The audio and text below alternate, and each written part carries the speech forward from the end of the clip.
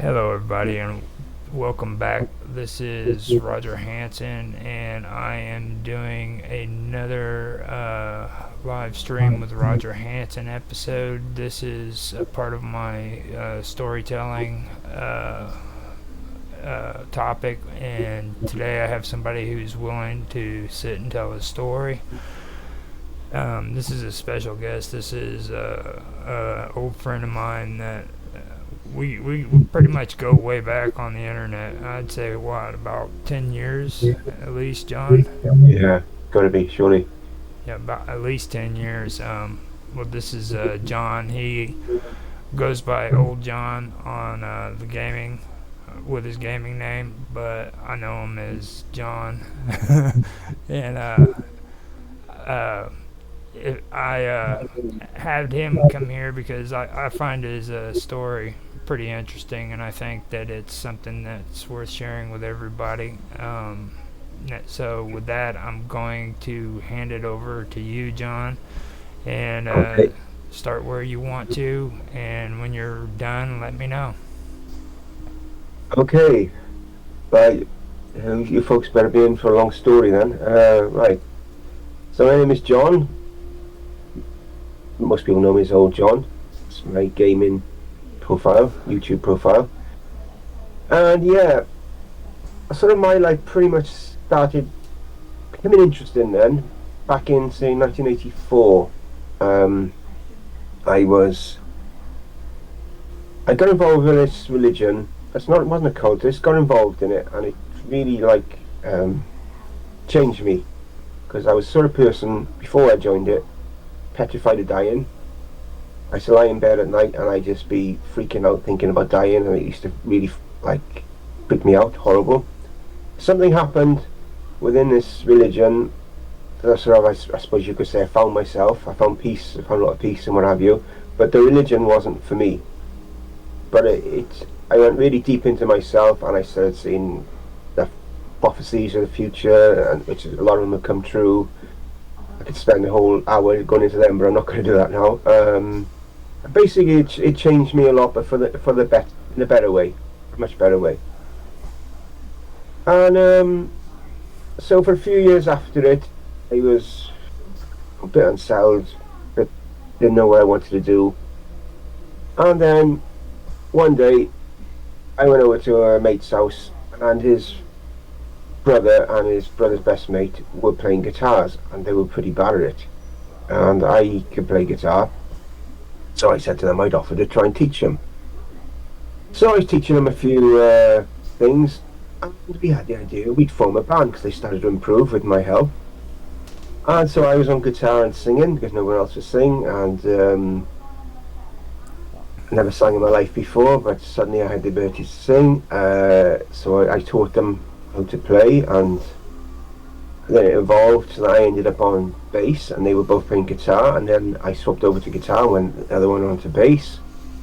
And I started writing these songs. It was like, I didn't know where they came from, but they were just really oh, I just never had the ability. I never wrote a song in my life before. Suddenly I had the ability and I could write songs. I wrote a band was called Wildfire, and I wrote a song about a bushfire.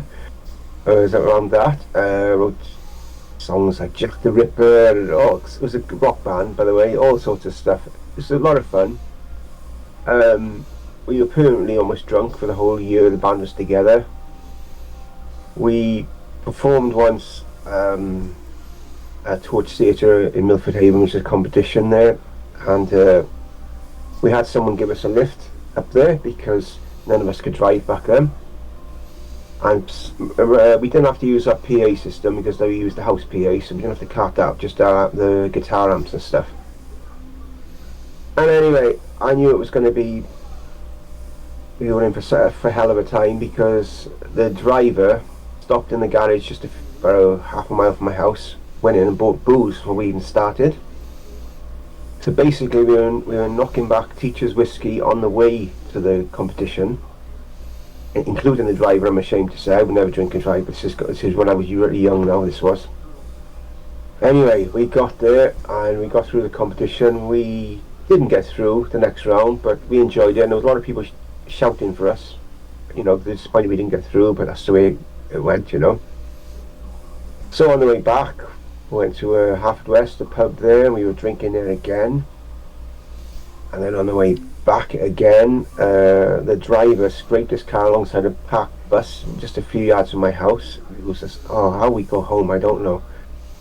I'm really ashamed about it now because I never drink drive myself. But back then, you say you're wild, you know, you just don't think about things like you do when you're a grown up. So anyway, I wrote in total 2.5 hour set. Songs I'm going to actually record at some point, including one song called The Biker, which we played one gig in the Masons Arms and After West. I played the song and we were asked to play it again. So I thought, yeah, okay, cool, yeah, no problem. So as we were playing it, through the side door of the pub, a bloke came in on his motorbike and rode right in front of us. It was really crazy, didn't last than you expected, but it was a good night and we enjoyed it. But anyway, after a few months, we all changed and, you know, the band broke up, and that was the end of that. I delved into music later date, I think it was 2008, did some CDs and stuff, but I've not done much music since then. So there we go. And then after that ended in 1990, so did a few years of just playing guitar, getting better. I went back to guitar playing properly, and it's a few years playing guitar. A video of that coming soon. And me playing guitar in 1992. I've just found a video of me playing, so it's going to be on social media soon. Anyway, so throughout the 90s, I started working in a local bakery because I was in a relationship and engaged to a girl and fell apart, so I was pretty much in a reckless state for a while.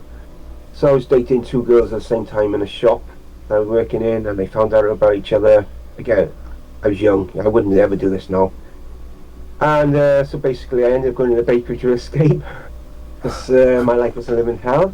And I was assistant baker for 2 years, and then I became the youngest head baker ever to work in the bakery. I was there for a few years. Then I changed jobs, got married, had my kids and stuff. So into the year 2000s, my life was quite quiet. And then sort of marriage broke up, moved out, different stuff. Played Call of Duty loads on PS3, that's what I got by back then. Met a girl I'm still with now in this. We got a son together. And rolling forward to, what year would it have been? 2016. Yeah. We were, my partner's got a job which she's more better paid job than I could as a baker. I was baking in different places, and her pay was better than what I could earn. So we looked into childcare costs and they were ridiculous, so I just decided to be a stay-at-home dad. So 2016 I gave up work full-time. I was at the age of 50, and funny enough, when I was 16 I always used to say I'm going to retire by the time I get to 50, and lo and behold, 2 weeks before my 51st birthday I finished work, and I've not worked full-time since. Anyway, I started to think to myself, something I could do from home, earn a bit of extra money. So it popped into my head one night to do YouTubing, and I thought to myself, well, what the heck could I do? I had already started a Facebook group with a friend of mine, because he was always like sharing paranormal clips, and I was liking them, and I just said to him, hey, let's make a Facebook group for this. And we did, and we decided to call it the Wonderful World of Weirdness Facebook group. So I started then I made a Wonderful World of Weirdness like a YouTube channel, but I was just saving my best, like the videos that I like watching, into like a playlist on there. It wasn't like anything myself, just did it for my own benefit, to share them with others. And anyway, basically, this is going to sound a bit crazy to some of you. If you call it a call it whatever you want. I'm not categorizing it, but I kept getting the idea of creating YouTube videos. It was in my head every single night. It was like a light bulb was switched on in my head, and it would just not go away. I could not sleep. And this went on for about a month. Couldn't sleep properly. Constant ideas showing me, just images and showing me doing videos and stuff. And I just tried to ignore it, but I couldn't. So eventually, after a month of broken sleep, I sort of said to myself out loud, that's it, right, okay, I'll create YouTube videos if I can learn how to do it. And I had the best night's sleep in over a month. Brilliant. Didn't think of it. My son came up to see me actually the next day, and I was talking to him about it, and he said, oh, I've got a YouTube channel, which I didn't even know. And he showed me the basics, how to make a video. So I started, made my first video about teleportation, for using different clips on YouTube and compiling them in my own way and putting music and stuff. And I felt the biggest sense of relief I've ever felt in my life when I made the first video, and I never looked back. The channel took about 13 months to hit 1,000 subs. I shared the videos like crazy. I made them, made loads of them. I shared them everywhere I could possibly share them. So it took me 13 months to get to 1,000 subs. But by 15 months I hit 2,000. 16 months, 3,000. 18 months, 10,000. You can see this is going. It started to take off really rapidly. I had a friend of mine from Facebook, from my Facebook group, offered to help me admin the YouTube channel because it started to get quite hairy. I was getting like a lot of nasty comments and stuff, trolls, because you find out in YouTube, as soon as you get any sort of success, the trolls arrive. And later on I was getting death threats, all sorts of stuff from it. But anyway, Carol, her name was, and she helped me. What she would do is any really nasty comments, she'd just delete them, so I wouldn't even see them. So I would just get on with creating the stuff and what have you. And then within about a year later, we were on like about 70,000 subs. We gained at our peak 1,000 subs in one day, which is absolutely mind blowing. We look back at it now. I was earning quite a bit of money at the time. I became properly self-employed. It was my living, and we were going along nicely. And on YouTube, Artist Fun and Games, widening the goalposts, so I was earning less money. And they brought in a thing about saying if your videos are for children or not, and of course obviously mine were not, so I told them of course mine aren't for children, because they were more like horror video based by then. And my income went down by 1,000% almost overnight. It was ridiculous, absolutely ridiculous, and that was bad enough. I just plodded on, and then they demonetized me, they remonetized me, demonetized me. It just all went on for like 2 years, and it really affected my mental health, because as I said, this was my living then. I was working from home. This was it was great, you know, and I met some nice people, including Roger, was one of the people I met through YouTube and stuff. Met a lot of nice people, and a lot of like good times from it. And one particular time I had a message of a lady. She said, I just want to message you, she said, to tell you this. My autistic son never watches TV, but he watches your videos. Every time you release them, he watches them. That's all he will watch, is your videos. And it really touched me. It was like, oh my god, I didn't know what to say, you know. It was... But anyway, so I carried on, and then lockdown came along.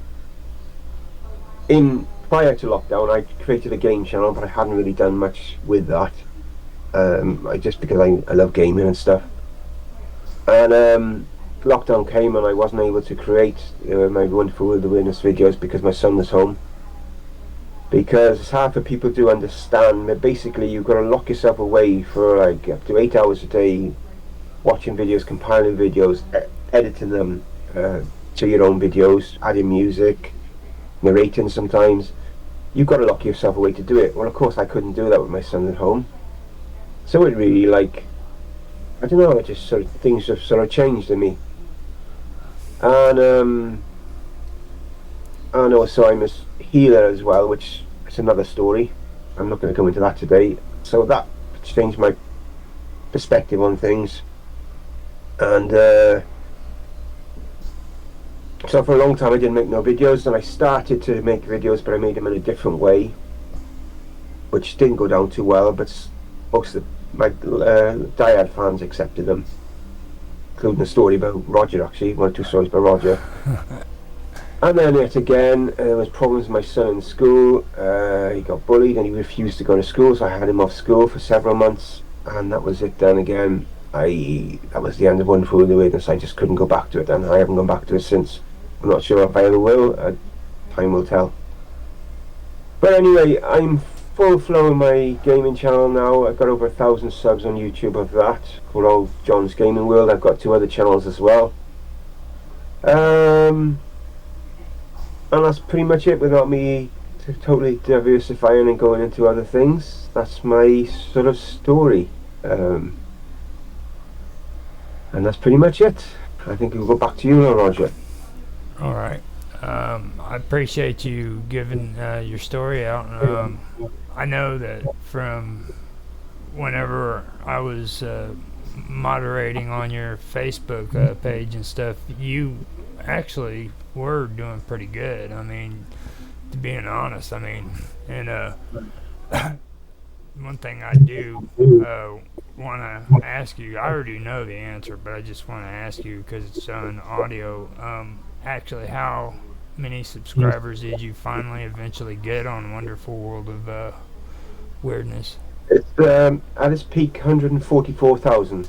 144,000. And I think it was 47 million views. Pretty good. Yeah, it was good. Yeah, it's just it's hard to put into words for people. Maybe you would understand, who don't create that sort of that stuff. You have to immerse yourself in that world to make them. And I'm not like even a horror channel fan, but I was making horror videos or frightening videos, and I just, as I said, because I'm a healer as well. Healing. When I say, I discovered I could heal in my 20s. I'm not going to say what I did because I don't think many people out there would even believe it anyway. It's a bit out there. But I did heal basically my dog. Some of my dog, and in my 20s it freaked me out so much I never did it again until it was night. What it was, my son was ill. He was a baby and he was having very bad reflux. So I took him to a local healer, and he kept saying, "Who's the healer in the room?" He said, "I know there's a healer here." It was only me and my partner there. And I said, "Well, I used to." And he said, "Yes, you could still do it." And I said, "Well, I don't do it anymore." He said, and I never thought nothing of it, and that was the end of that. My son was fine. He healed my son totally. It was amazing. And a few years later, my partner came home from work, temperature of 39, really run down, throat was closing up, and something clicked in me, and I put my arms around her, and 10 minutes later her throat was fine and her temperature was down almost back to normal. So that's how I started again. And my son, again, a week or so later, had high temperature. I tried to help him. He ran to the bathroom and was sick, and then within 10 minutes, about say half an hour, his temperature was back to normal and he wasn't sick again, and he just went from there. Like, there's loads. I can tell you, I've healed people all over the world then since then. It's just developed. But that's because I do that, and it sort of makes you maybe more spiritual aware, so to speak. And then doing like horror videos is totally the opposite from what I am now from what I was when I started making them. This is part of the reason why I can't do it so much now. I can't do it at all now, if that makes any sense. Yeah. That's. Now you pretty much said a pretty good amount of what you said. Now do you I've already heard it, but I mean, do you want to tell everybody the ending to that? Well, I mean, you've said quite a bit, being honest. Yeah, well, it's sort of it's pretty rough on you. Yeah, I could say I still heal. I do it more like in a subconscious way now, and that's the way I actually prefer, because I was doing it more like physically back then, and I was doing it, but Mm-hmm. it took a lot out of me because I wasn't grounding myself properly. That's the term they people use, spiritual people use. Yeah. And so, like, I helped a person once who had COVID, and afterwards, it was like I was somebody had thrown me in a washing machine for about 6 to 8 hours. I didn't know what was going on, but I was in a hell of a state. And after that, then I was totally fine, and the guy was totally fine. Another time, I helped someone who grabbed a red hot frying pan in America. Actually, she was one of the moderators on my YouTube channel back then. She Mm-hmm. grabbed a red hot frying pan, her skin attached, started a blister, and I said, "Oh, I said, relax." I said, "It'll be fine." As soon as I said that, she said, pain went in her hand, her arm. There was no more bubbling. She went to ER as a precaution, and the ER was looking at her arm. And he said, "Are you sure you didn't do this yesterday?" And she said, "What do you mean?" She said, "Because she went to ER about an hour later, not even an hour later." He said, "This looks like it's a day or so's healing on it." He said, "No," she said, "I did it an hour ago." And she never had no pain again. There was no scarring. It was totally fine. Even recently, I said it's going to be a spit out there to a lot of people. I got to say, warn you now. My son got chocolate. He had ice cream. He's covered in chocolate ice cream. He went in the bath to get a jug of water, chuck over himself to get the worst of it off, because he just hadn't had a shower. He didn't want another shower. But what he gone and done, he ran the hot water and chucked it all over himself, not realising it was boiling hot water, and his skin started to boil. And my partner was panicking, and I said, "No, wait, something." I felt it click in my head. "It'll be fine." I said, "It'll be fine." And we put cold water on him, and again, nothing more happened, and he was fine. But I felt like shit the next day. Because that's how it affects me. But I knew that I helped him. Some of you might say, "How can you know that?" But it's just too many experiences to not know it. I helped someone who was bedridden in Canada with COVID, was out of bed the next day. Even recently, a friend of mine who has PTSD, who's been in the army and stuff, and he suffers with panic attacks, and he posted on Facebook that he wasn't well with him, and I said to him, I messaged him, I said, "Look, I'm a healer," I said, "Don't do it much now. If you want me to help you, I'll try and help you." He said, "No," he said, I deal with it myself, I'm dealing with yours, I'll be fine," he said. He was pleasant, he said, I'll be fine." I said, "No problem at all. It's cool." I saw him in the week, he said, "Do you know," he said, "from the moment you messaged me, I instantly felt calmer, and the calmest I felt in years. I woke up this morning, instead of waking up worrying about stuff, just woke up and I was just, he said, "I can't believe it." He said, "You've done something." And I said, "Well, I didn't consciously do anything because you told me not to." And he said, "Well, you did." He said, "I'm convinced you did." And I said, "Well, okay." Well, it really choked me out, quite emotional about it. I was like, wow. And that was recently, and it was there's been loads. Remotely, I help people mostly now. I don't do it consciously so much. I know that I still do. To say me, because I'm not good at grounding myself, protecting myself. And there we go. Don't know what else I can say, really. That's good, because I know last time we had this conversation that was pretty hard for you to tell me the first time. So that's why I kind of asked you if you wanted to say it, because Yeah, it's personal. I was Because part of surprised the that you journey. I was Yeah, surprised that you said what you said in the first place. To be honest with you, that's good. That's yeah. healthy.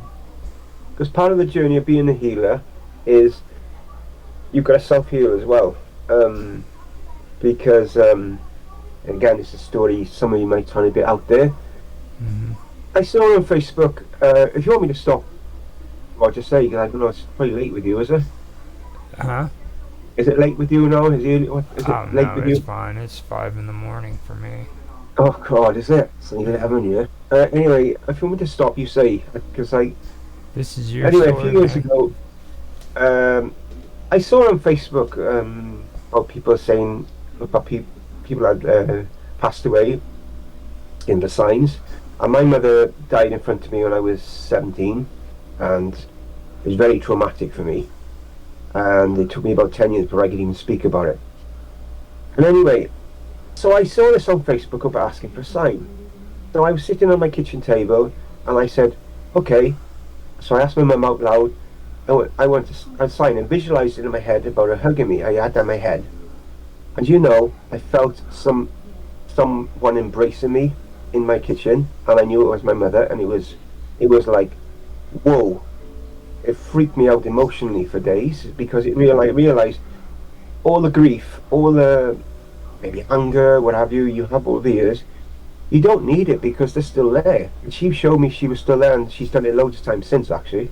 There we are, the story, and as I say, part of the journey of being a healer is self-healing, because that healed emotionally a lot of things for me. It took me a few days to really properly get over it, but in a positive way, because it did freak me out. You don't expect it to happen. You don't expect it's actually going to happen, and yeah. So that's part of, I say, healing. That's part of the journey. You got to let go of negativity. You got to try and forgive people who you can't hold on to the emotions of things that's happened in the past. As a healer, and to be honest, as a person, you shouldn't do it anyway.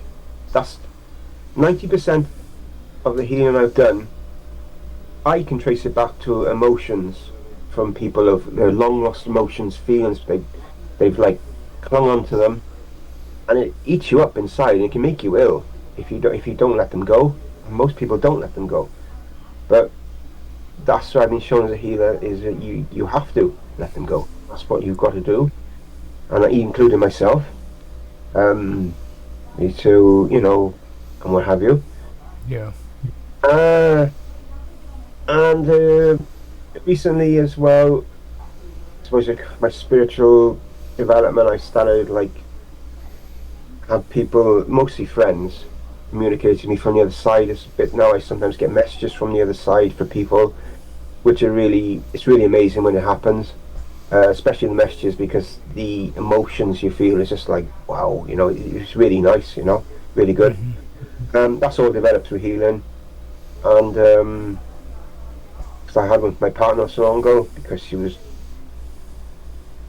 such a hard worker, she takes too much on and stuff, and a message came through clear as day: tell her, know your worth. And I told her, and and I think she's listened, I think really she has. It came through, and I knew I had to tell her. Clear as day, boom, it was there. Yeah. And another story I had, I won't go on too much longer. When I was going through my divorce, it was a stressful time. Not so much a divorce, a stressful time, because my ex-wife was stopping me seeing my children, and up until that time I'd seen them every day of their life, because I was a stay-home dad back then as well, when I was younger. Got to say about that. And anyway, going through a stressful time, and my late father-in-law, my first marriage, hell of character, big drinker, but he was such a funny man, wicked sense of humour, and I really got on well with him, and I was really gutted when he passed away. And anyway, one day I was having what I've now been told is a visitation, but I didn't know what it was back then. I was basically dreaming, or I could see on an old square where I used to live in Fishguard in West Wales, I could see thousands of souls in their own little bubbles, their own little world, completely oblivious to me. I was standing and I could see them going past, and they didn't know I was there, and I didn't know who they were, just knew they were souls. Anyway, across the road I could see my ex-father-in-law and his brother walking up the road, and he was really healthy. He was about a good 20 years younger than when he passed away. I shouted to him, and he didn't answer. So I went to sleep and didn't think nothing of it. The next day I had the dream, exactly the same dream again. And I went over to him, I called him, and he looked around and stopped. So I walked over to him, and he hugged me, which he'd never do in real life. We're not huggers, but he did. And he said, "Don't worry," he said, "everything works out in the end." And then I woke up and I just felt them words just calmed me, and I used these words to calm other people over the years because it's the truth. You you worry about like people, including myself. That's another thing I was shown recently. People worry about the trivial things like, oh, should I have said that? Should I have done this? Should I have gone? What the hell does it really matter on the big picture? When you're 90 years of age, looking back, and oh, I was worried about what I said to that person. Does it really matter? It doesn't matter. It doesn't matter at all. You know what I mean? It's not important. Yet people will stress out about that. Yeah. And stuff like that. And these words, I think, that's what mean a lot to me, and still to this day. And that's the thing. One of the messages I had recently was to myself is nothing matters. In a sense, as little things, they just don't matter. They're not important. Yeah. It's the big picture we should concern ourselves about. And like you see on social media, you see people like TikTok, they see people doing this, doing that, and then they lose their followers, and there's people that are committing suicide because they lost their followers. It's totally, it's a shame. It's totally, it's all so wrong. You know, everyone's focusing on the trivial. They just focusing on the big picture and living the best lives that they can. And I think the sad part is that like most people don't really catch on to that way of thinking until later on in their years. You know what I'm saying? Like yeah. I deal As with old guys, we think that we don't give a shit, do we? you know, I mean, when I was young, man, it was running and gunning, and that was what it was about. You know. Yeah. And now I spend a lot of time taking care of my parents, and like they're handicapped when you have, or they're elderly basically. And I ain't gonna say handicapped, well, kind of elderly, you know. And when you have to take care of the elderly, you go through a lot of emotional things that aren't really, you know, always great. It's not always happy, but it's not always freaking miserable either, you know. And it kind of shows you sort of what's important, like you were talking about, you know. You start realizing what's really important in life, and all that stuff from before when I was in my 20s thinking this was important, and now none of it matters. It's just like you said. I mean, in the end, all I have is my memories. Yeah, that's it. Yeah. I mean, how do I want my memories to be? Do I want them to be good memories, or do I want them to be full of guilt and shame, remorse? Yeah. So I can relate to that. The thing is, whatever you did, whatever you did, I did, whatever we've done, sometimes we mostly good. I'm proud to say I've mostly been a good person in my life, but sometimes I've done bad things in my life. But whatever we've done, it's made us the person we are today. Mm-hmm. Rightly or wrongly, that's what we are. We are who we are. So, you know, obviously we have to live our lives to be the best person we can, yes, but you can't feel bad if you've done stuff. Maybe think, oh, why did I do that, you know? Yeah. Well, you did it because that's who you were at that time, you know what I mean? You just weren't the person like you were 30 years later. You said, I've never done that now, you know, as I said earlier on, but back then you were a different person, and you had different views, different logic, perhaps, in a sense, innit? You know what I mean? Yeah. Well, back then I didn't think. No, you didn't. I didn't. Think I go in a car now with someone who's drinking teacher's whiskey? No. Yeah. God, back then.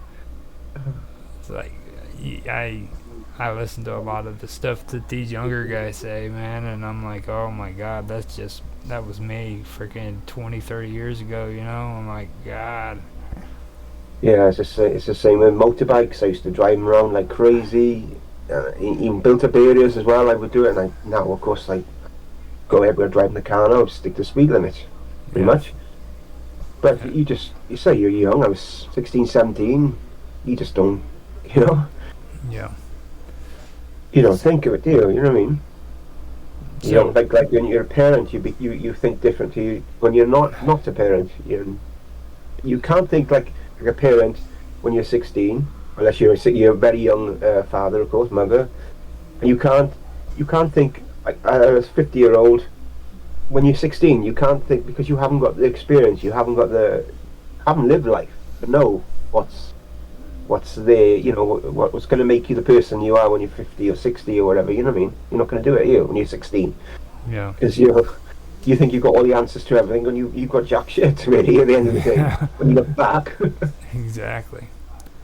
Yeah. I tell you what, man. There's one thing I do want to just kind of see if you want to answer or not. You don't have to if you don't, but like, has the thought of ever going back and doing any of your older stuff ever crossed your mind during the You time mean you've like been gaming? my phone's going up? I just got check. Sorry, I just got to check in case we'll give us school or something. Oh, no, it doesn't look right. Like going back and doing all the stuff with your wonderful world of weirdness and stuff. Has that ever? I sometimes get ideas, stuff. Still, nothing's really because there's oh, well, 4 miles from where I live. There's apparently a portal. I wanted to give a story about that, but I haven't been given the enough info to do it. Mm-hmm. Where there was like one person was by a lake or something there. He threw a stone and it disappeared, and then the stone got thrown back out. And you could see it was like a I don't know. It was nothing to see, but he saw the stone go into the water, and next thing it was thrown back out to him. Like a portal. You can see something look like a portal. I was like there, and I'm trying to get the story of it, but I never actually been able to find the person to give it to me properly. Mm-hmm. Then another time, someone said something. I can't remember what again. It was all to do with this area. There's some sort of I can't remember something. Was it something to do with a gnome or something they saw? I don't know. There was something in that area, and I wanted to get the story and share that one with us, but I've never been able to get the full story.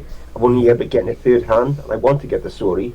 So if I'm going to share it, I want so that story is one that I wanted to do. And one of the last stories that I wanted to do on Wonderful World of Weirdness, a part of the reason why I didn't do it again, I saw a video a woman took of her family, and she'd lost her young daughter to, is it methadone? Have I said that right? Poisoning, something like that. She's had one and he took it without realizing what it was, and it killed her. And anyway, this video showed the best proof of life after death I've ever seen in my life. It was the best of all the videos I've seen. This was the pinnacle. This was absolutely this was mind blowing. And I asked the lady if I could share it, and she said not as yet because it's still too painful for her, which I totally get, totally understand. And it was like, it knocked me for six. That was the video. I was going to be my next one for this video, and I couldn't do it, and he knocked me for six, and I never did another one. Yeah. So I thought about asking her since, but the thing is how you can't put a timeline on grief, you know. You don't know how long this is going to be raw for this lady and stuff, you know what I mean? So I just don't know. So that's the video. If I go back to Wonderful, that's the video I'm going to be sharing. If I get permission to use that, she lets me use it. That's the video because it was the most convincing proof I've ever seen in my life. It was amazing. It was, can't remember what it was now. It was orbs there, and not just orbs. It was a bright light around the camper. This camper around. So I can't remember what it was, but I know it was definite proof. You saw it. If I can find it, I'll show it to you sometime. But we can't. I'm not allowed to use it. That's all as yet. But that was going to be my next Wonderful Wilderness video, and it just didn't happen. Well, I know you. So you had one of them that was the car accident. I seen that one. That was a pretty. It was the one. It was the video I was going to do after that one. Yeah. Was that video in it? I was planning to go that direction, videos and narration. Like one decent video and narrate. That was my plan. That was the direction I was going to start to go in. one of the Weirdness before my son was being off again, and then listen, between COVID the year before and then this, it was just knocked me for six, you know. It just, Yeah. I went back to it then. And so that was that. But as I said to you earlier, calling for YouTube, well, I definitely felt I had a calling to do it. Maybe not in the paranormal direction, I don't know. Who knows? But I definitely had a calling to do it, and I'm still doing it, as you know, in various mediums. But as for the future, just never know. I just don't know. I'll I tell still you got one the channel. thing. I haven't closed it down or anything. So You're probably the only person that I know who can freaking find that stuff, and not only that, but actually be able to search out the people and ask them if they'd let you use their content. I mean, I've seen a lot of people do some amazing things when it comes to doing their videos and stuff, but I mean, just from my point of view, I've seen you like actually freaking do the research, then find the people that was involved in it, ask them if you can use their content, and I'm like, man, like you do like 5 times more than what the average person on YouTube does. I mean, yeah. you realize that, right? Well, it's easy for me because a lot of the clips I've had was through Facebook and by Uh-huh. the people actually who posted the videos. And so I was, and then some then, because my channel was quite large, as you know, I was Mhm. getting emails with stuff as well. So that would make that easier. Yeah. Yeah, I think it's polite, because I know I could have shared it and not said a word. And the chances are she probably would never have seen the video. I could have been dishonest and done that, but Yeah. I'm not that sort of person. I'm just saying. I mean, the Um, fact that you even, I mean, that was pretty cool that you even got the information. You know what I mean? It's like most people, yeah, like I ask people all the time. If you've got a story or something, freaking send it to me. Whatever, send it in an email, send it through the postal service, anything, But I yeah, mean, nobody. It's pretty amazing though. Like, well, like you said, you have like a crap load of people on your channel, too. So, and you're getting emails and stuff too. So that does make sense. But I mean, still, you actually do the research, and you also, yeah. you know, Well, I mean, the stuff in my compilation videos. Being honest, I'm not saying I got everyone sources of all of them because I didn't know the sources of most of them videos.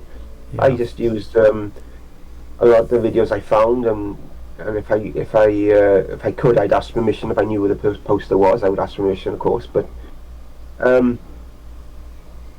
yeah, so that's what made my channel was my horror videos, as they call them. I'd make ghost videos and stuff like that. I would include some stuff which I thought was real, and some stuff which I would just do for effect because of the music and stuff we added to it as well. yeah, But not everyone got that. They thought that I'm saying that's false. I said, well, yes, it is false. It's in there for the effect of the video. Because some of them never got that. If they looked at my YouTube license, it was entertainment. It was never like factual or whatever the other options are. It was entertainment. My channel was. That was mostly what it's for. Yes, to try and find the truth. Yes, especially my later videos. They were all, as far as I knew, were 100%. My last few, the narrated ones. But the earlier ones were like entertainment and through and through, and that's what it was. But people never got that. And I was sick of having to keep saying to them. They said, "Oh, I call in dibs. That's false." I said, "Well, yes, maybe it is. I didn't say it wasn't." They never got that. You know what I mean? Like put yeah, disclaimers on my videos. Even the videos that put disclaimers on it, still people say, "Oh, that's false." And I just thought, did you just know what I just said on the beginning of the video? I just really put it there. Literally within an hour, I put the video up. Oh, that's not real. Oh my god. You know yeah, what I mean?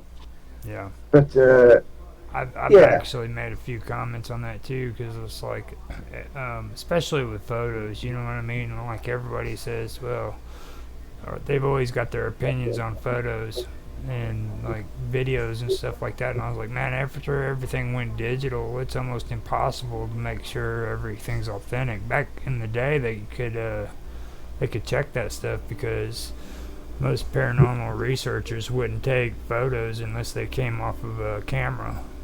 You know what I Yeah, mean? Like an actual camera. And if it was off of a phone, it was discredited because they didn't have the numbers that came with the film. yeah, Uh, but today, everybody does that stuff on their phones, and none of that digital stuff has that number or that code. yeah, yeah. You know, I so know what you mean. there's no way of verifying the photo and seeing what the original uh, what is that the not the photo but the the prints. Yeah, You know what I mean? You can actually compare it, but you know, back in the day you could do that. Now you can't do it. So no, that's that's true. whenever. I think we've had conversations about that before, and yeah, actually, that's why I freaking mentioned it before. It was one of the comments that somebody had said on a post that you had, and I was like, I mentioned that, and I was like, look, man, I mean, you're just basically gonna have to take it off of face value. If you believe it, you believe it. If you don't, you don't. I mean, Yeah, you know, it's almost impossible to actually say, look, this is authentic. yeah. I know. These days it is. So, Definitely agree there. you know, well, you do have some good news about the later part of your life, right? I suppose. Do I? So what's been going on with you here in the recent days? You were talking about you got your subscriptions up to 1,000. Oh yeah, yeah, yeah. Yeah, and I finally got decent internet here, so I'm streaming right now. Testing the water streaming. I haven't really got into it properly yet, but yeah, that's a great. After years of awful internet, it's nice to be able to do a 1080p stream and not have to worry about it, not even bat an eyelid. So that's been Yeah. brilliant. Um, yeah, well, I don't really know what to say. We're all good here, otherwise. Yeah, with this just over 1,000 subs in my gaming channel. I've got two other channels I started, but I just they're like part time. I can't run up into them to push them off the ground at the present, but I hopefully will at some point. Now, Um, are we're you not back on? monetized or anything yet. You Oh, you're know, not. That's what I was getting ready to ask. yeah, So, I know, not because you need to get a lot more watch time than what I've got to get that. But I'm not worried; it'll happen when it happens, or if it happens, it doesn't. Say not the end of the world. Um, yeah, I was lucky a few months ago. Got some gear. There was a guy who was. I got a game in like a for sale group, a local group, and for months he had this Shure microphone. Shure, no, it's a Rode NT21 mic stand, SS2 audio interface, which you need to connect the Rode to the PC. It was speakers. What they call them? I can't even name them now. And a Shure headset. It was £700 worth of gear, and he was selling it for months, and no one was buying it. And he was wanted £400 for it, £300, nearly bid to £300. Eventually, he wanted £200 for it, and I thought, I'm going to get this. Monitor speakers there, and I got them. And the mic alone is worth 180 quid on its own. The interface is worth £200 on its own. I had the lot for 200, including a cheap PC and a monitor as well, on top of everything else. yeah. The Shure headphones are worth 90 quid. The monitor speakers are worth 90. And I had them all. This is what I'm using now. I hope it sounds alright. This is what I'm using now. And suddenly realised I've already got an iMac Mini. And I realised not only can I use this stuff for streaming, which is what I do now, I can actually set it up on my iMac, and I can actually record because you can plug your guitars and stuff into the interface. Mhm. And I thought to myself, hang on a minute, I've gone from having no gear to recording to having, because I've got all the guitars still, to having everything I need for recording now. And even though I'm not like had no push to go in that direction yet, it's still in my thoughts maybe going back doing some music properly and stuff. I don't know. So there's something maybe for a later date. But again, it's the time. So it takes so much time to do that sort of stuff. It's strange that you Um, mention that too, because my son contacted me on Discord here recently. We haven't been really talking all that much lately, but he'll sometimes reach out and say something to me. You know, he was showing me his room and everything. He had it all decked up with Ziggy Marley and stuff. Had guitars up and uh, did it all hippie style and shit. And I said, "Have you ever heard of a guy by the name of George Clinton?" And he goes, "No, who's that?" So I sent him a video of George Clinton. He goes, "That sounds familiar." You remember George Clinton, right? I actually don't, to be honest. You I don't know. don't. No, I don't know. I thought you were. I think you meant Bill Clinton. I thought no, you said George. It's not Bill Clinton. Trust me. All I'd have to do is like pull up a song and you'd remember him. Yeah, I probably would have. I'm not good at names. You remember that? Who let or no the what was it? That rap from Snoop Dogg about the dog? Who let the dogs out? Yeah. Yeah, it was Snoop Dogg came out with a song that he remade with him in it, and he back in the '70s he made the original song. And, Oh, I didn't know that. Yeah, it Oh, was right. a pretty good one. But he turned around and he contacted me and he had Ziggy Marley on there and I was like, yeah, man, that's pretty cool. Yeah. He started getting into music and stuff too, so I think Yeah. right now that's probably a good move to do is move towards the music thing because a lot of people are getting into it. Yeah. It's the best time, I think, to music now than ever because you've got social media. When I was doing in my band, which was 89, 90, there was no social media, there was no YouTube, there was nothing. You just had to go the old-fashioned way, make a CD, which we were about to do, but we never did it, and send it to people, the record companies. That's all you could do back then. Whereas now, I can make a song, post it on YouTube the same day, and who knows? Nobody will watch it. On the other hand, you could get millions watching. It's so simple now, isn't it? Compared to when we were younger, like you had none of them options back then. Yeah. You've got now so many options now.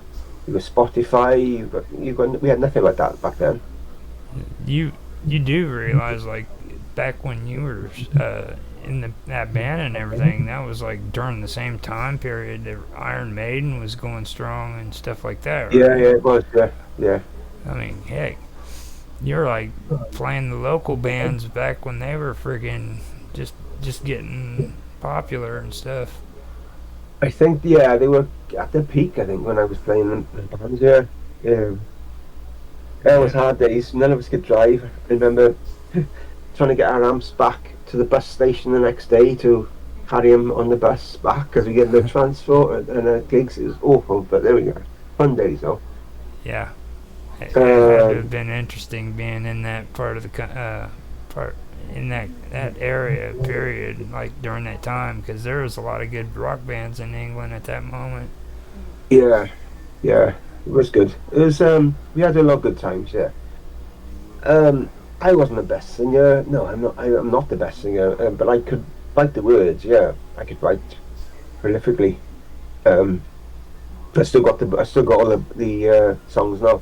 Still got them in the original print that I wrote them on in 1990, 89, I'll say me and my friend were recording in 2008, and I actually did a CD with him, new stuff, and we were going to record another album, which I started wrote 6 songs for the new album, and then we split up apart. He didn't want to record with me anymore, just said he didn't want to do it anymore.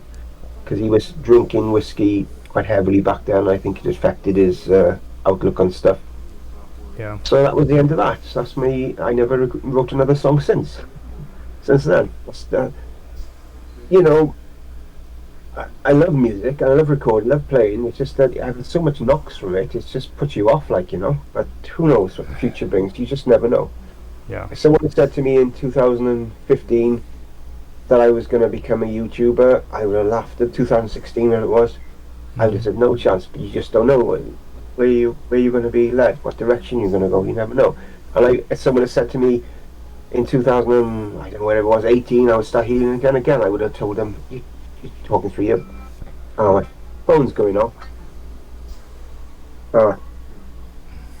Seriously, you should think about maybe going this route like I've been doing with my strangeness and conspiracies on the live streams I've been doing. I think Yeah. you'd enjoy doing it like this. Yeah, maybe, yeah. Maybe. It's a thought, yeah.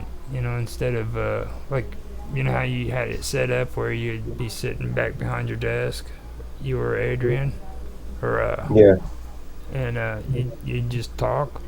Well, instead of like yeah. just switching to your videos, just have like a radio kind of setup like Art Bell or you know something like that. That's who I really I'd really like to do this. Like you know what I mean? Yeah. Art Bell, man, he Yeah, can yeah. just sit and talk to anybody.